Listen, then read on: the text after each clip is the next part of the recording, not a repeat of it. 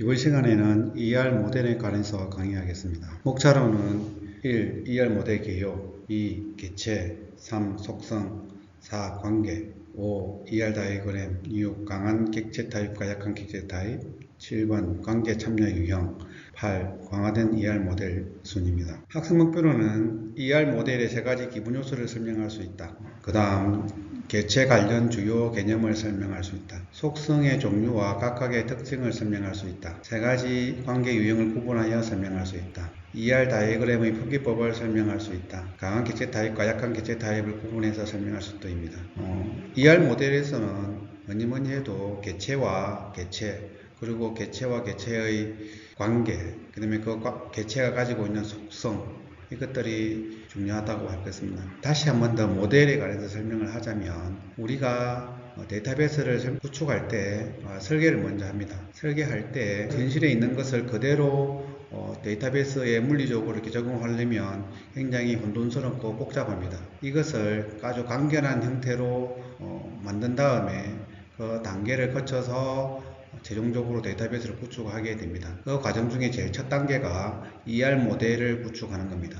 우리가 그래프를 그리면, 이렇게 직선을 그리면 y는 ax 플러스 b가 됩니다. 이것도 하나의 모델입니다.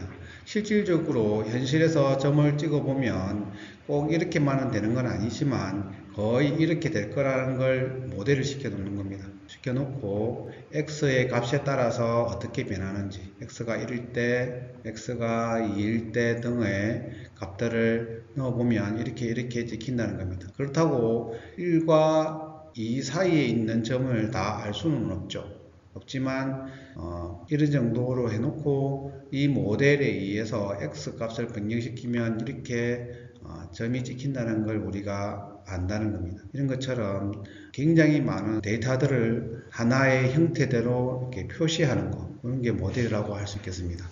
그래서 데이터베이스 설계를 할 때 모델을 하는 이유는 현실에서 굉장히 다단한 데이터들을 어떻게 하면 컴퓨터에 인식시킬 수 있을까? 여기에서 컴퓨터한테 인식시킬 때 어떤 관계를 맺고 개체를 식별하고 관계를 맺어서 컴퓨터에다가 인식을 시켜주겠다는 의도입니다. 1. ER 모델 개요. ER 모델 개요란 개체 엔티티, 개체 타입과 관계 타입을 이용해서 현실 세계의 데이터를 사람이 쉽게 개념적으로 표현하는 개념적 데이터 모델입니다. 즉 무슨 말이냐면, 똑같은 이야기지만 현실에 있는 데이터들을 다 컴퓨터에 넣기가 너무 힘들기 때문에 이것들 중에서 특징들을 뽑아내어서 넣을 건데, 넣기 전에 이 특징들을 어떻게 뽑아낼 것인가, 어떻게 표현할 것인가를 하는 행위, 이런 것들을 여기에서는 개체라는 걸 파악하고 그 개체와 개체 간의 관계를 파악해서 모델링 하겠다는 뜻입니다. 이것은 1976년 피터 첸 박사가 제안한 것입니다. 이 ER 모델은 매우 단순하다는 장점 때문에 가장 널리 사용됩니다. 물론 피터 첸 박사가 제안한 그래프 모형의 이런 모양을 현재로서는 많이 쓰고 있지는 않지만 어떤 개념은 똑같습니다. 그래서 이렇게 개체별로 구분하고 그 개체와 개체 간의 관계를 맺어서 표현한 다음에 그 개체가 가지고 있는 속성들을 식별해서 현실 세계에 있는 데이터들을 컴퓨터에 인식시키겠다는 겁니다. 그래서 ER 모델을 하고 나면 보통은 ER 다이어그램으로 표현되어서 나옵니다. 즉 다이어그램은 도표이니까 ER 도표로 나온다는 뜻입니다. 향후에 여러분들이 계속 보게 될 그림입니다. ER 모델의 세 가지 요소는 크게 개체, 관계, 그다음에 속성이 있습니다. 개체는 DB가 표현하려고 하는 유무형의 정보 대상으로서 현실 세계에 존재하면서 서로 구별할 수 있는 요소다. 여기에서 말하는 현실 세계라는 것은 실제로 리얼 월드에 존재하는 것 플러스 가상으로도 존재하는, 그러니까 컴퓨터 안에서 존재한다든지 문서상으로 존재하든지 이런 것들도 다 포함되는 개념입니다. 관계는 개체 간의 의미 있는 연결, 또는 연관성을 표현하는 요소이다. 그리고 속성은 개체나 관계의 특성을 나타내는 요소로서 이름을 가진 정보의 가장 작은 논리적 단위이다. 이렇게 되어 있는데요. 앞으로 이렇게 수업을 진행하면서 아마 조금씩 느껴지게 될 겁니다. 특히 제일 먼저 해야 되는 게 개체란 무엇인가 입니다. 그죠? 개체와 객체라는 용어가 있는데요. 객체와 개체의 관계 또는 차이점을 잘 이해하셔야 될 겁니다. 그래서 조금 있으면 그에 관련된 내용이 나오는 거니까 유의 있게 들으시기 바랍니다. 개체는 현실 세계에 존재하면서 서로 구별되는 무형의 정보 대상. 우리가 리얼 월드에는 유형만 있고 무형은 없습니다. 그렇지만 무형도 정보의 대상이 됩니다. 예를 들어서 우리가 학교라고 하면 학교라는 물건은 없습니다. 여러분들이 알고 있는 학교는 학교의 건물을 말하는 겁니다. 실제로 학교라는 것은 눈에 보이지도 않고 우리가 개념적으로 만들어낸 겁니다. 이런 것들이 무형의 정보 대상입니다. 개체는 파일 시스템에서 레코드에 대응한다. 레코드는 뭐냐면 긴 개똥이가 있으면 주민등록번호 있을 거고 나이도 있을 거고 이름도 있을 거고 주소도 있을 거고 여러 가지 정보들이 있을 겁니다. 이런 정보들 한 줄을 레코드라고 하고요. 이 레코드에 긴 개똥이가 들어있기 때문에 이 개똥이가 하나의 개체로 인식됩니다. 이걸 개체라고 합니다. 단독으로 존재할 수 있고 정보 역할을 합니다. 즉, 이 한 개의 레코드가 한 개로 존재하면서 이 레코드는 긴 개똥이에 대한 정보입니다. 이렇게 설명할 수 있겠습니다. 개체의 구분. 개체는 개념적 개체와 물리적 개체입니다. 물리적 개체는 실제로 존재하면서 눈에 보이는 유형의 개체, 이걸 객체라고 하기도 하는데요. 또 다른 데에서는 객체를 이보다 더 넓은 개념으로 사용하기 때문에 데이터베이스 데이터 구조 시간에는 물리적 개체 또 개념적 개체로 나누겠습니다. 개념적으로는 존재하지만 대개 눈에 보이지 않는 무형의 개체, 학교도 마찬가지고요. 학교는 그래도 뭐나마 건물이라는 걸 상상할 수 있기 때문에 조금 덜한데요. 이것 말고 아예 승진이라고 하는 거는 이런 비슷한 건물도 없습니다. 어떤 물건도 없고 그냥 개념일 뿐이죠. 이런 것들도 데이터베이스의 대상의 한 종류입니다. ER 다이어그램에서는 개체 표현 방법을 사각형으로 표현합니다. 사원을 표현할 때는 이렇게 사원 적고 직사각형을 그리면 이게 개체이구나 라고 인식하게 됩니다. 개체 관련 주요 개념들은 일단 개체 타입이 있고요. 그다음에 개체 인스턴스, 개체 집합, 개체 속성이 있는데요. 개체가 한 개 주어지면 개체의 속성, 즉 그 개체에 정의할 수 있는 속성이 따라옵니다. 예를 보면 사원이라는 개체 타입이 있고요. 사원에는 4번, 이름, 입사일, 전공 이런 것들이 속성이 되겠습니다. 이게 속성이 될 거고요. 그래서 4원을 특징 짓는 특성, 속성을 4번, 이름, 입사일, 전공 이런 것들이 되겠죠. 그 다음에 이런 4원이 구체적인 한 개의 레코드로 발현이 되면 개체 인스턴스라고 합니다. 하나의 논리적인 개체가 있으면 이걸 실질적으로 구현할 때 4원 이래 놓고 4원 이름이 김희망이면 김희망이라는 4원을 선언을 해주면 이게 김희망으로서 이렇게 작동을 하게 됩니다. 이와 똑같은 맥락으로 데이터베이스에서도 개체 인스턴스를 만들 수가 있겠죠. 그러면은 실제로 4원이 241013이면 김희망은 이름, 입사일, 전공 이런 것들로 이렇게 이루어진 데이터 레코더가 만들어질 거고요. 이게 하나의 개체 인스턴스고요. 이게 하나의 4원이겠죠. 이런 것들을 쭉 개체 인스턴스를 모아놓은 게 개체 집합이라고 합니다. 4원 개체를 정의하는 주요 개념들은 4원의 개체가 있으면 이 4원은 4번, 이름, 입사일, 전공, 즉 속성으로 이루어져 있습니다. 이거는 개체의 타입을 말하는 거고요. 요걸 구체적으로 한 명으로 만들면 4원이 요런 4원이 만들어지겠죠. 4번은 241013이고 이름은 김희망이고 입사일은 2024 공부 01이고요. 전공은 컴퓨터 공학이고 이런 것들이 하나하나가 개체 인스턴스입니다. 이 개체 인스턴스를 다 이렇게 여러 개를 묶으면 개체 집합이 되겠습니다. 그 다음 속성입니다. 속성이란 개체나 관계의 특성을 나타내는 기본 요소입니다. 파일 시스템의 데이터 항목 혹은 필드에 대응합니다. 그래서 아까 학생이 있었으면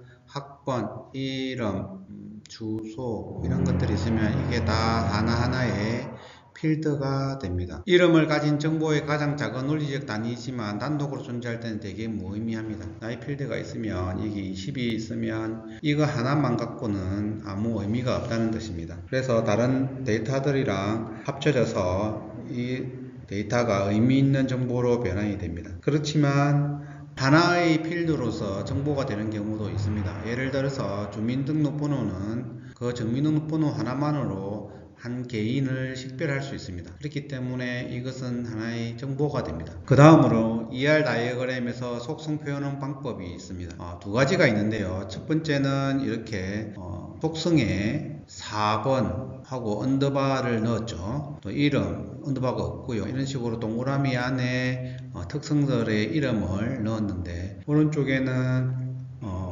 타원 밖에 속성 이름을 표현을 했습니다. 그렇게 서로 조금 다른 표현 방식이 있는데요. 보통 일반적으로는 이걸 많이 쓰게 됩니다. 속성의 종류에는 상수 속성, 시변 속성. 상수는 항상 같다는 이야기죠. 시변 속성은 시간마다 달라지는 속성이라는 거고요. 단순 속성은 아주 말 그대로 아주 원자적인 이야기죠. 그냥 하나의 단위 정보라고 말할 수 있겠습니다. 복합 속성은 두 개 이상의 단순 속성이 합쳐져서 새로운 속성으로 만들어지는 걸 말합니다.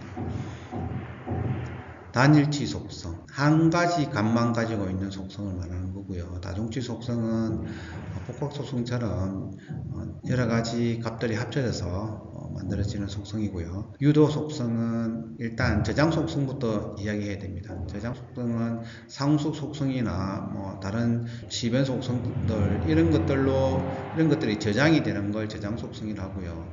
이 저장된 속성을 위해서 유도할 수 있으면 유도 속성입니다. 입사일로부터 지금까지 얼마나 시간이 흘렀는지 이렇게 시간을 구하면 재직기간이 되겠습니다. 이 재직기간을 구할 때 입사일 현재 일 빼기 입사일을 집어넣어서 빼면 재직기간이 되겠죠. 그렇게 하면 입사일로부터 데이터가 유도되어 만들어집니다. 이걸 유도 속성이라고 할 수 있겠습니다. 널 속성. 널 속성은 굉장히 중요한 개념인데요. 일단 여기에서는 널은 그냥 아무것도 없다 라고 생각하시면 되겠습니다. 그 다음 기본키 속성과 부분키 속성이 있습니다. 다 한 개씩 차례대로 진도를 나가면서 배워보도록 하겠습니다. 상수 속성. 상수 속성은 컨스턴트는 수학 시간에 배웠던 개념이죠. 시간이 지나도 변하지 않는 속성. 주민등록번호나 여러분들의 학번은 한번 부여되고 나면 평생 바뀌지 않죠. 그런 말이 있습니다. 국적은 바꿀 수 있어도 국적은 바꿀 수 있죠. 그렇지만 학적은 바꿀 수 없다. 그런 것처럼 학번도 하나 만들어지면 평생 동안 갈 수가 있습니다. 시변 속성. 시변 속성은 시간과 변한다는 뜻이죠. 그래서 시간이 흘러감에 따라서 값이 변할 수 있는 속성. 주소는 살다가 다른 곳으로 이사를 가면 시간에 따라서 주소가 변경이 되겠죠. 휴대폰도 다른 휴대폰을 바꾸든가 새로운 데 가입을 하면 휴대폰 번호도 바뀔 수가 있겠죠. 단순 속성. 단순 속성은 더 이상 작은 구성 요소로 분해할 수 없는 속성. 회원번호는 이상으로 더 자세하게 나눠지기가 어렵습니다. 그냥 회원번호는 그냥 그걸로 끝입니다. 종착적이기 때문에 더 이상 나눌 수 없기 때문에 단순 속성이라고 하는 겁니다. 이름 같은 경우에 물론 이름도 성과 명을 바꾸면 구분을 해서 사용할 수는 있겠지만 그렇지 않고 한 개로만 쓴다면 그냥 이름도 하나의 단순 속성이 될 수도 있겠습니다. 복합 속성은 영어 단어 그대로 컴포짓, 여러 개를 구성한다는 거죠. 그래서 독립적인 의미가 있는 단수 속성들로 분해할 수 있는 속성, 또는 단수 속성을 합쳐서 만든 거, 뭐 이렇게 얘기할 수 있겠습니다. 그래서 주소를 보면 주소에는 도라는 속성과 C라는 속성, 구라는 속성, 우편번호라는 속성, 이런 속성들로 나눌 수가 있기 때문에 복합 속성이라고 합니다. 단일치 속성, 특정 개체에 대해 단 하나의 값만 갖는 속성, 주민등록번호나 학번은 딱 하나만 가질 수 있죠. 대신에 국적은 어떻습니까? 국적은 여러 개 가질 수 있죠, 그죠? 그래서 미국 국적에 한국인도 있고, 한국 국적에 미국인도 있고, 뭐 여러 가지 종류가 있습니다, 그죠? 그래서 그런 것들을 다중치 속성이라고 합니다. 그래서 특정 개체에 여러 개의 값을 가질 수 있는 속성, 이런 것들은 단일치 속성은 이렇게 타원을 했으면, 다중치 속성은 이중 타원을 표현할 수 있겠습니다. 유도 속성, 속성의 값이 그와 관련된 다른 속성의 값으로부터 유도되어 결정되는 속성을 말합니다. ER 다이어그램에서는 점선 타원으로 표시합니다. 저장 속성, 유도 속성을 결정하기 위해 사용된 속성, 상대적인 개념이긴 한데 대부분들은 일반 속성들을 말하는 겁니다. 이 일반 속성을 가지고 나이를 유추할 수 있겠죠. 그래서 상대적으로 요거는 저장 속성, 요거는 상대적으로 유도 속성, 이렇게 표현할 수 있습니다.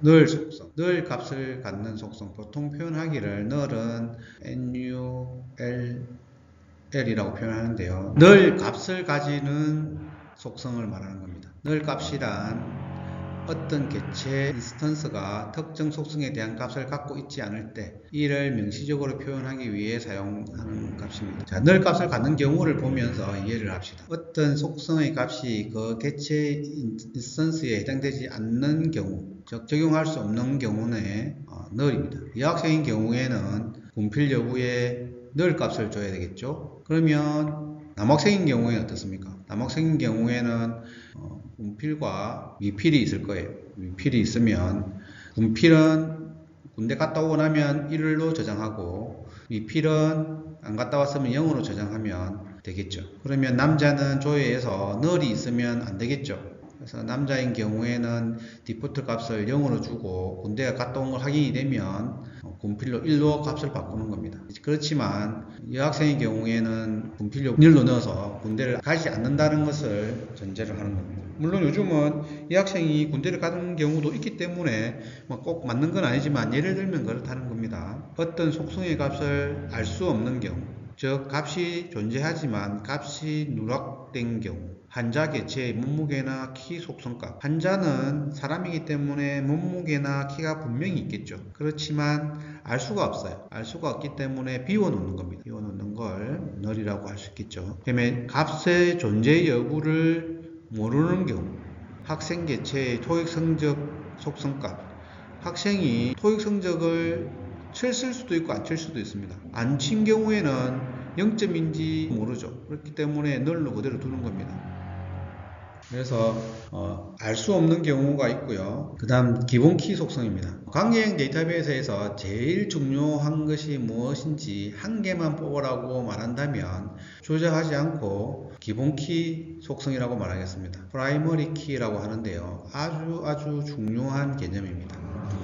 자, 기본 키 속성은 뭐냐? 개체 집합을 구성하는 각 개체 인스턴서들을 유일하게 구별할 수 있는 속성 또는 속성들의 집합, 주 식별자라고도 합니다. 이거는 그냥 영어를 번역한 거고요. 예를 들어서 대학생 경우에는 학번이 유일하게 식별할 수 있는 속성이겠죠. 요즘은 주민등록번호를 많이 쓰고 있기 때문에 학교에서 학생들의 주민등록번호를 갖고 있는지는 모르겠지만 만약 갖고 있다면 굳이 학번은 이제 필요가 없는 거죠. 예전에는 학번이 있으면 이 학번을 가지고 일단은 입학년도 93, 405, 405는 뭐였냐면 4는 공대, 05는 학과 1년 번호. 그래서 405가 되면은 산업공학과였습니다. 몇 번째 이름인지 이렇게 해서 학번을 만들었었는데요. 지금은 학과 학과가 의미가 없는 자유학기제도 많이 있기 때문에 없고요. 굳이 학번을 몇 학번 그게 중요한 시대가 아니기 때문에 굳이 뭐 있을 필요가 없지 않겠나라는 생각을 하는데, 어쨌든 예를 든다면 학번, 그 다음에 주민등록번호 이런 것들이 유일무이한 주식별자라고 할 수 있겠습니다. ER 다이어그램에서 속성 이름 밑에 실선 표시 또는 검은색 타원형으로 표현합니다. 여기 밑에 기본키는 번호 밑에 언더바를 했습니다. 아니면 아예 원을 까맣게 칠했습니다. 이렇게 표시할 수가 있습니다. 교재 그림에서 오류가 있어서 수정한 겁니다. 교재 말고 이 동영상을 참조하시기 바랍니다. 부분키 속성. 부분키는 개체를 식별할 수 있는 키를 형성하기에는 충분한 속성을 갖지 못한 채 약한 개체 타입의 부분적인 식별자입니다. ER 다이어그램에서는 속성 이름 밑에 점선 표시 혹은 회색 타원형으로 표현합니다. 관계. ER 모델이라는 이름에서 알 수 있듯이 개체가 굉장히 중요하고요. 그 다음에 관계가 중요합니다. 그리고 속성이 중요한데, 개체와 개체의 연결을 해주는, 개체와 개체 간에 의미 있는 연결을 해주는 표현 요소로서 관계라고 합니다. 그래서 개체 집합 간의 대응 관계를 표현합니다. 개체와 마찬가지로 관계 타입과 관계 인스턴스로 구성됩니다. 그리고 관계에도 속성을 가질 수 있습니다. 그건 나중에 할 거고요. 일단은 관계는 이 그림에서 보시다시피 마름모로 이렇게 표현을 합니다. 그래서 사원하고 부서가 있으면 근무한다는 관계를 맺어주는 겁니다. 특히 동사로 표현하는 것이 좋습니다. 거의 대부분 동사로 표현하게 됩니다. 그래서 사원은 어떤 부서에서 근무한다 라고 관계를 맺을 수가 있겠죠. 관계 타입의 속성이란 관계가 두 개체 간의 관련성을 나타내므로 관련된 두 개체의 기본 속성을 그대로 관계의 속성으로 가집니다. 그래서 교수는 어떤 과목을 강의하는데, 강의할 때 언제 어디서 강의하는지를 속성으로 가질 수가 있다는 겁니다. 이렇게 가질 수가 있다는 거죠. 관계 타입은 자체적으로는 기본키 속성이 없습니다. 유일무이하지는 않죠. 관계 타입도 관계를 설명하는 속성들을 가질 수가 있습니다. 개체와 개체 간의 관계에서 어떤 관계들이 있을 수 있는지 표현한 겁니다. 1대1 유형. 여러분들이 중학교 다닐 때 시간에 많이 들어보셨을 겁니다. 1대1 관계. 그죠? 이렇게 직선의 식에서 1대1 관계를 갖는다고 이렇게 많이 배웠었죠. 어떤 개체를 기준으로 보더라도 개체 인스턴스 하나가 다른 개체 인스턴스 하나와만 관계를 갖는 겁니다. 그래서 학생 한 명에게 노트북 한 대를 대여하다의 관계. 뭐 좋은 예는 아니지만, 왜냐면 노트북을 2대 빌릴 수도 있기 때문에 노트북 2도 빌릴 수도 있겠지만, 어쨌든 학생은 노트북을 대여하는 관계를 맺을 수가 있는 겁니다. 학생 한 명당 한 대의 노트북만 빌릴 수 있다면, 이렇게 1번 학생은 노트북 A를 대여하고요, 4번 학생은 노트북 E를 대여하는 것처럼 이렇게 표현할 수가 있습니다. 이걸 1대1 관계라고 합니다. 집합론에서 말하는 1대1 관계하고 약간 다르죠. 왜냐하면 이렇게 관계를 맺지 않는 데이터들도 있기 때문에 그렇습니다. 1대 다 또는 다대1 똑같은 개념이긴 한데, 예를 들면은 교수 한 명이 여러 명의 학생들을 지도할 수 있겠죠. 그래서 1대 다, 1대 n의 관계로 표현할 수 있겠습니다. 그래서 두 개체 가운데 어느 한 개체를 기준으로 보면 하나 이상의 인스턴스와 연관성이 있고, 다른 개체를 기준으로 보면 한 개체 인스턴스만 연관성이 있는 거죠. 그래서 교수 입장에서는 여러 개의 관계를 맺을 수가 있는데, 학생 입장에서는 여기서 한 개만, 교수 한 분만 맺을 수가 있다는 거예요. 그래서 이쪽에서 보면 1만 볼 수 있고, 이쪽에서 보면 n으로 관계를 맺을 수가 있다는 겁니다. 다대다 유형. 두 개체 가운데 어느 개체 기준으로 보더라도 하나 이상의 개체 인스턴스와 연관성이 있는 유형, 즉 여러 개체 인스턴스가 다른 여러 개체 인스턴스와 연관되는 유형입니다. 학생 개체와 교과목 개체 간의 수강하다의 관계. 학생은 교과목을 수강하는데, 한 학생이 여러 교과목을 수강할 수 있겠죠. 또 한 교과목은 여러 학생들을 받아줄 수가 있겠죠. 그래서 서로 다대다의 관계를 형성할 수 있다는 겁니다. 카더널리티라는 용어가 나오는데요. 카더널리티는 관계에 참여하는 하나의 개체에 대해 다른 개체가 몇 개 대응하는지를 나타낸 것입니다. 관계에 대응하는 개체의 수를 의미합니다. 앞에서 1대다, 다대다, 1대1 이렇게 했었는데요. 실질적으로 여기에서 1대다의 관계에서 교수는 뭡니까? 강의를 하는데 0개 또는 3개, 즉 0개에서 3개까지 강의를 할 수 있다는 겁니다. 강의를 안 할 수도 있겠죠. 그 다음에 교과목은 강의가 되겠죠. 그죠? 꼭 강의가 될 때 무조건 한 번 이상은 강의가 된다는 뜻이에요. 물론 실질적으로 폐강되는 경우도 있지만 여기는 예를 드는 겁니다. 그래서 이런 것들을 표현하는 게 카디널리티라고 합니다. 그래서 밑에 보면 이 학생은 0개의 과목부터 7개의 과목까지 수강을 할 수 있다는 거고요. 이 과목은 학생을 수강받는데 최소한 15명 내지는 최대 100명까지 학생을 받을 수 있다는 겁니다. 이렇게 표현할 수 있는 거고요. 나중에 15명 이하면 폐강을 한다든지 100명 이상이면 분반을 한다든지 이런 식으로 해야겠죠. 아무튼 그거는 나중의 일이고 지금은 이렇게 표현을 한다는 겁니다. 차순 관계로 연결된 개체 타입의 수를 의미합니다. 이 관계에서 기준은 뭐냐면 요 관계를 기준입니다. 이 관계에서 연결된 것이 몇 개인지, 개체가 한 개 연결되어 있으면 1진관계, 2개가 연결되어 있으면 2진관계, 3개가 연결되어 있으면 3진관계. 그래서 n개가 연결되어 있으면 n진관계 또는 다원관계라고 말하는데요. 대부분은 2진관계가 관계를 표현하는 것을 좋아하고 관계하는 게 쉽습니다. 다중관계란 두 개체 타입 사이에 2개 이상의 관계가 존재하는 것. 개체도 2개고 관계도 2개고 이렇게 되는 걸 다중관계라고 합니다. 그래서 사원은 과제에 참여할 수도 있고요. 사원이 과제를 관리할 수도 있겠습니다. 그래서 이렇게 관계를 맺어줄 수가 있겠죠. 그래서 과제에 참여하는 사원이 있을 거고 과제를 관리하는 사원이 있을 거고요. 물론 한 사원이 과제 참여하면서 관리도 할 수 있겠지만 이렇게 되면 데이터베이스 상에서는 문제가 없습니다. 행정적으로 문제가 있을 수도 있겠죠. 어쨌든 이렇게 표현을 할 수 있다는 걸 말씀드리는 겁니다. 순환관계는 일진관계죠. 그래서 개체가 한 개가 있고요. 관계는 한 개입니다. 그래서 자기 참조 관계라고 칭합니다. 하나의 어떤 부품을 포함합니다. 완성품은 부품을 포함합니다. 이렇게 되어 있는 것들을 순환관계라고 합니다. 그래서 여기에서 역할이 있는데요. 관계 타입의 의미를 명확하기 위해 관계 타입 간의 간선 위에 표시하는 것들이 역할이 여기 있죠. 표시해 놓은 것을 역할이라고 합니다. 순환관계의 경우 하나의 개체 타입이 2가지 역할을 하게 되므로 반드시 역할을 표기하는 게 좋습니다. 좀 애매하죠. 사원은 피관리자를 관리합니다. 관리자는 사원인데 사원은 뭡니까? 피관리자를 관리합니다. 그죠? 그래서 관리자가 한 명이 여러 명의 사원을 피관리자를 관리한다는 거죠.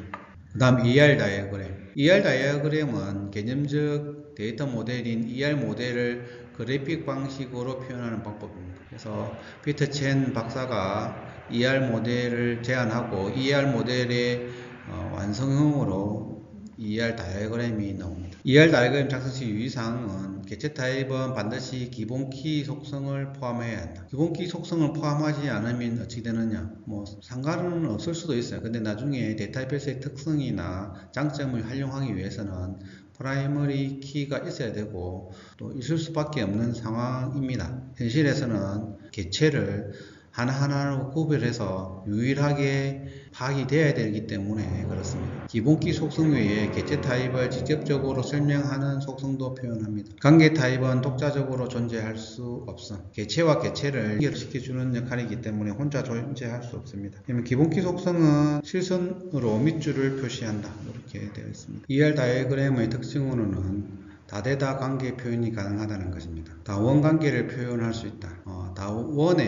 원은 원인입니다. 그래서 여러 개의 개체가 한 개의 관계로 이루어질 수 있다는 겁니다. 이렇게 표현할 수 있다는 걸 말씀드리는 거고, 다중관계 표현도 가능하다. 다중관계란 여러 개의 개체에 두 개 이상의 개체에 여러 개의 관계를 표현할 수 있다는 겁니다. 이렇게 해서 다중의 관계를 표현할 수 있다는 겁니다.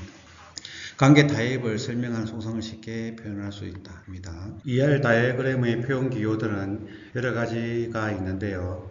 대표적인 것이 개체와 개체 간의 관계를 나타내는 마름모, 개체들의 속성을 나타내는 동그라미, 속성에서도 기본키가 되면은 밑에 언더바를 한다든지 아니면 까만색 타원을 그린다든지, 유도 속성은 점선 타원입니다. 그 관계를 나타내는 것은 일직선, 실선입니다. 관계 유형은 1대 다 n, 1대 m, m 대 n 이런 식으로 표현할 수 있겠습니다.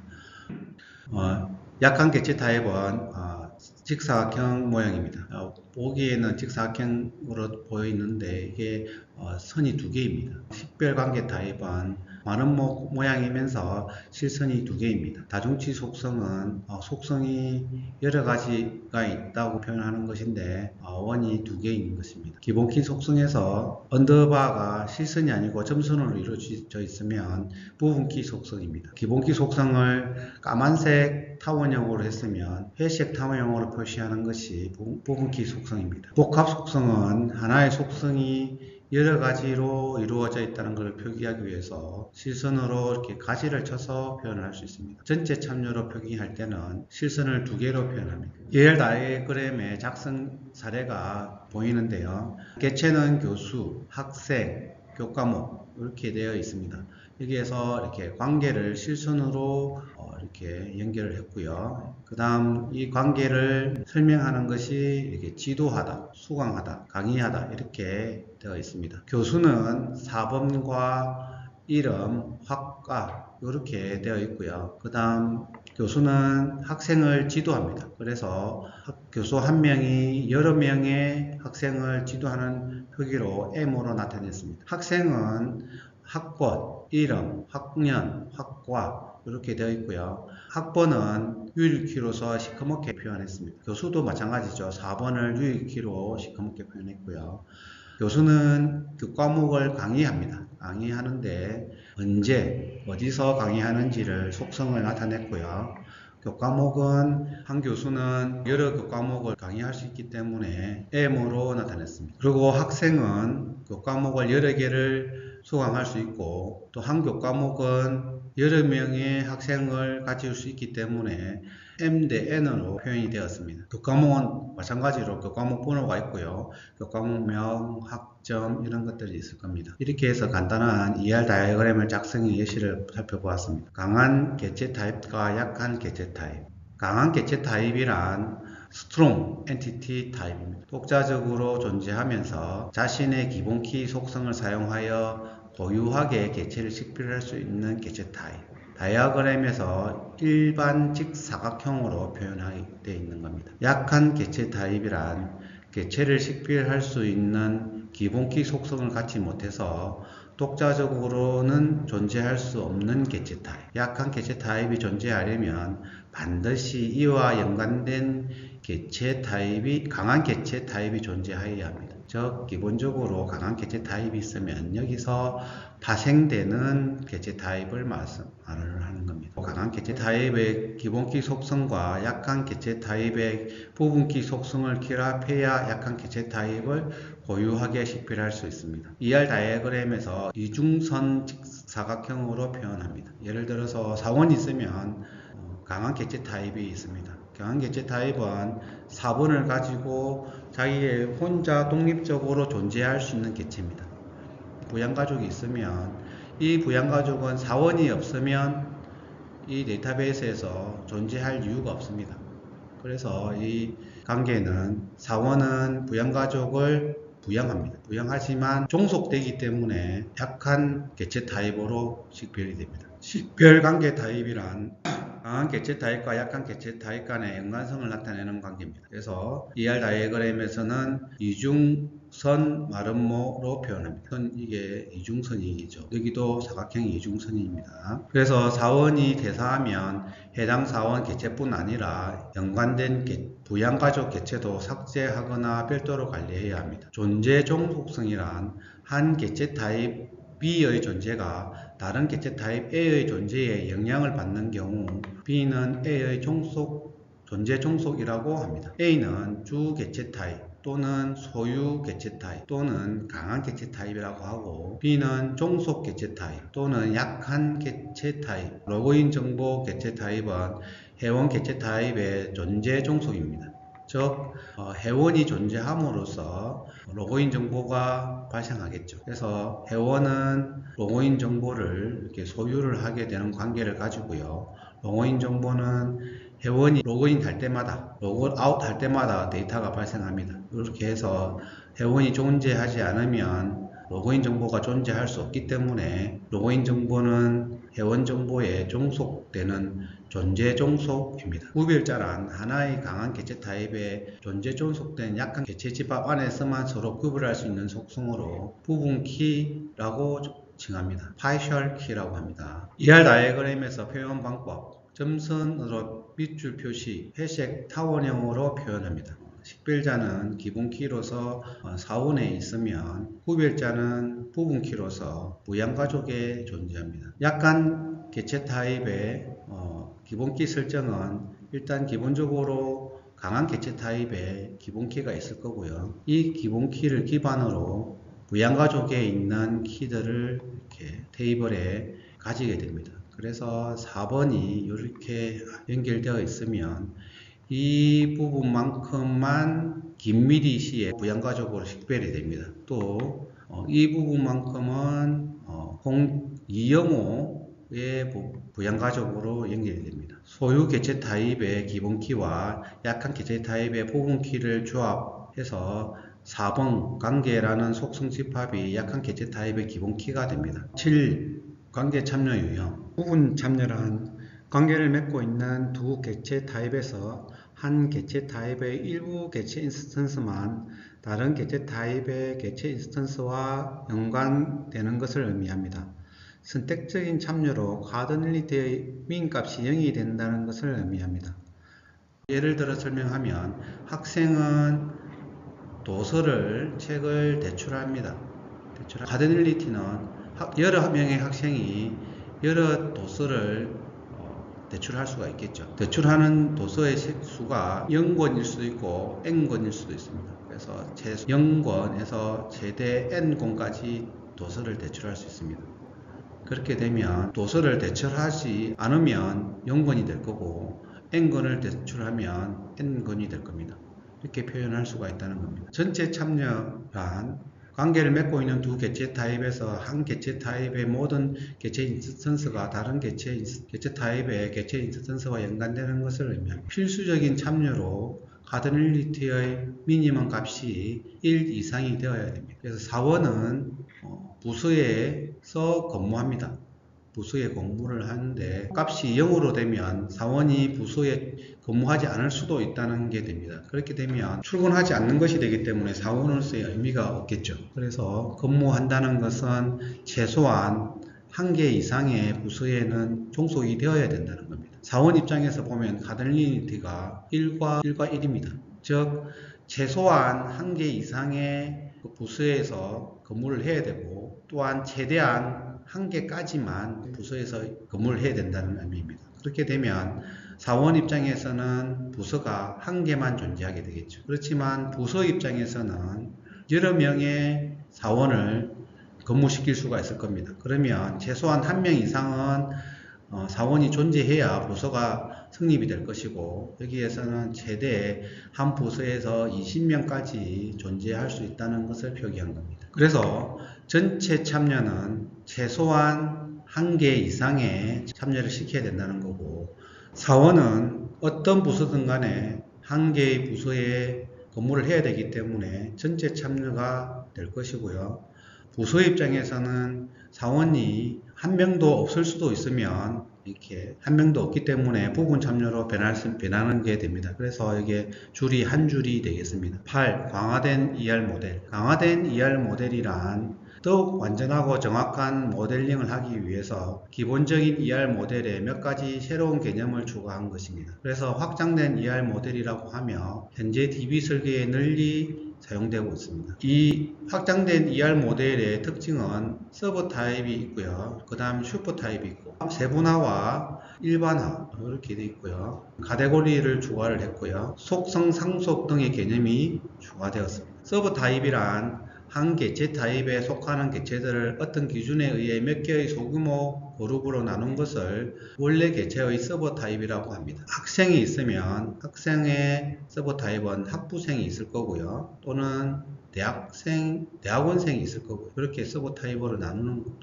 원래 개체 타입의 하위 개체 타입으로 원래 개체 타입의 부분 집합에 해당한다. 예를 보면 학생은 학부생, 대학원생, 학부생은 여학생, 남학생, 대학원생은 석사과정 학생, 박사과정 학생 이렇게 나눌 수가 있을 겁니다. 개체를 자꾸 밑으로 세분화시켜 나간다는 것을 생각하시면 될 것 같습니다. 슈퍼 타입은 여러 개체 타입이 속하는 상위 개체 타입을 슈퍼 개체 타입이라고 합니다. 슈퍼 타입인지 서버 타입인지는 상대적으로 결정이 됩니다. 아까 학생이 있었는데 재학생이 있고 대학원생이 있습니다. 그러면 재학생은 학생의 서버 타입이고 대학원생도 학생의 서버 타입입니다. 대신에 대학원생이나 재학생의 슈퍼 타입은 학생입니다. 이렇게 나눌 수가 있다는 겁니다. 슈퍼 서버 관계 표현은 이렇게 역삼각형 형식으로 표현할 수 있습니다. 그래서 대학의 구성원은 재학생이 있고 졸업생이 있고 교직원은 있고 교과서에는 이렇게 되어 있지 않습니다. 이거 잠깐 수정되었습니다.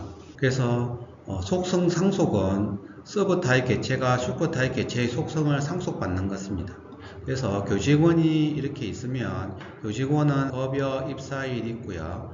다시 교직원은 교수, 조교, 직원 이렇게 나누면 이 교수는 직급 교실, 연구실 이렇게 있지만 교직원에 있는 4번 급여 입사일 이렇게 있기 때문에 이걸 상속받아서 교수라는 개체는 4번 급여 입사일, 직급, 연구실 이렇게 상속을 받아서 속성을 가질 수 있다는 겁니다. 세분화란 한 개체의 타입에 속하는 서버 타입을 결정하는 작업, 세분화 또는 영어로는 스페셜라이제이션이라고 되어 있는데 한국어로 번역하면 세분화라는 말이 의미가 통하겠습니다. 즉 자세하게 나눈다는 뜻입니다. 일정한 기준에 따라 몇 가지 서버 타입으로 나누고 각 서버 타입의 이름과 고유 속성을 결정하는 탑다운 방식, 즉 하향식 모델링에 해당합니다. 그래서 더 자세하게 설명을 한다는 겁니다. 더 자세하게 설명함으로써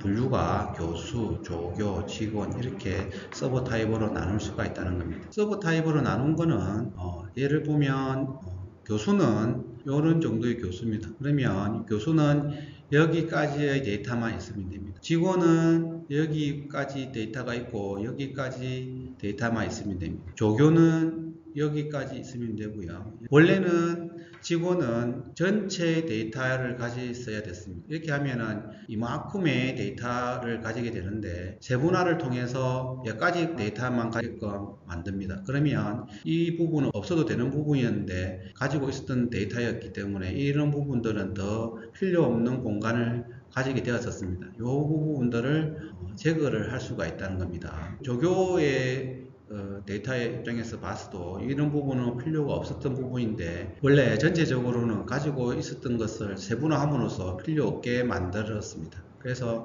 저장 공간을 전략하게 되었습니다. 이렇게 전체적으로 데이터베이스를 설계해서 만드는 부분을 속칭 통DB라고 합니다. 통DB를 많이 설계하는 경우가 많은데 세분화를 통해서 저장 공간을 전략하는 효과를 누리며 또 속도 면에서도 빨라질 수가 있습니다. 일반화란 제너럴라이제이션, 즉 여러 개체 타입의 슈퍼 타입을 결정하는 작업입니다. 작은 것들을 모아서 큰 걸로 만드는 것을 일반화합니다. 추상화라고 할 수도 있겠습니다. 여러 개체 타입의 공통점을 수집해서 그 공통점에 근거해서 새로운 슈퍼 타입을 만드는 것으로 모델링을 단순화할 수 있는 방식, 즉 상향식 모델링에 해당됩니다. 여기에서 수송수단이라고 이렇게 했는데 승용차, 트럭, 버스는 수송수단이라고 할 수도 있고 자동차라고도 할 수 있습니다. 상황에마다 슈퍼 타입을 어떻게 일반화할 것인지는 주어진 상황에 따라 다를 수가 있겠습니다. 카테고리란 별개의 개체 타입을 의미하며 합집합 타입이라고 합니다. 예를 들어서 차량 등록 DB에 차량 소유주는 개인이 될 수도 있고요, 법인이 될 수도 있고 은행이 될 수도 있습니다. 누가 소유하고 있느냐, 전체적으로 한마디로 표현하면 차량 소유주가 될 것입니다. 이런 것을 카테고리라 그러고, 카테고리에 속해 있는 것들 각각을 멤버라고 할 수 있습니다. 이상으로 강의를 마치도록 하겠습니다.